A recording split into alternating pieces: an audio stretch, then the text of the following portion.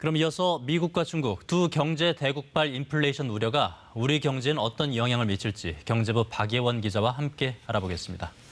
박 기자, 앞서 세계 금융시장이 출렁했다고 했는데 오늘 국내 금융시장도 출렁했어요? 네, 코스피가 40포인트 가까이 떨어졌습니다.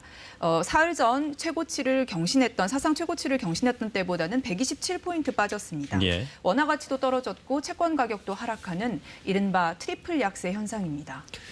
예상을 뛰어넘은 미국의 물가 상승, 우리 정부는 어떻게 보고 있습니까? 기획재정부는 오늘 예정에 없던 거시경제 금융회의를 열고 경기 회복 과정에서 나타날 수 있는 일시적 요인 때문이라고 강조했습니다. 원화가 안 좋았던 지난해 2분기와 비교되는 기저효과도 있고 물가 상승이 원유나 농산물 같은 변동성이 큰 원자재 가격 인상 탓에 생겼다는 겁니다.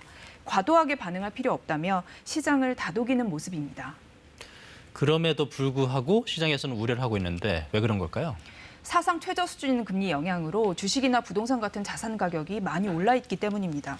미국은 물론 우리나라도 그동안 돈을 많이 풀지 않았습니까?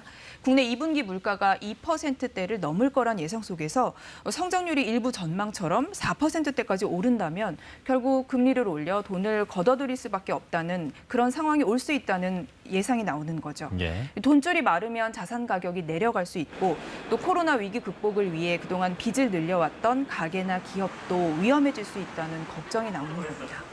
그럼 선제적으로 금리를 인상할 가능성도 있을까요? 그건 기관마다 판단이 엇갈립니다.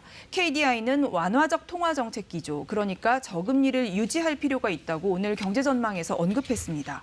반면 금융연구원은 10일 경제전망을 발표하면서 금리 인상 시점을 특정하기는 곤란하더라도 개시한다는 선제적 지침이라도 줘야 한다, 이렇게 밝혔습니다.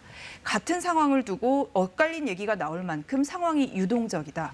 다만 예상보다 경기가 빠르게 좋아진다면 금리 인상에 대비해야 한다, 이렇게 해석할 수 있겠습니다. 국내도 가계대출이 워낙 많아서 금리에 민감하신 분들이 많을 텐데 앞으로 어떤 지표들을 좀 유심히 봐야 할까요?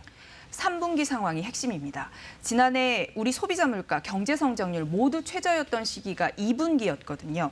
이때와 비교되는 2분기를 지나서 3분기에도 물가나 성장률, 고용 지표가 예상보다 좋다면 그때는 통화정책 기조에 변화가 생길 수밖에 없다는 주장이 힘을 얻을 수밖에 없습니다. 네. 경제부 박예원 기자였습니다. 잘 들었습니다.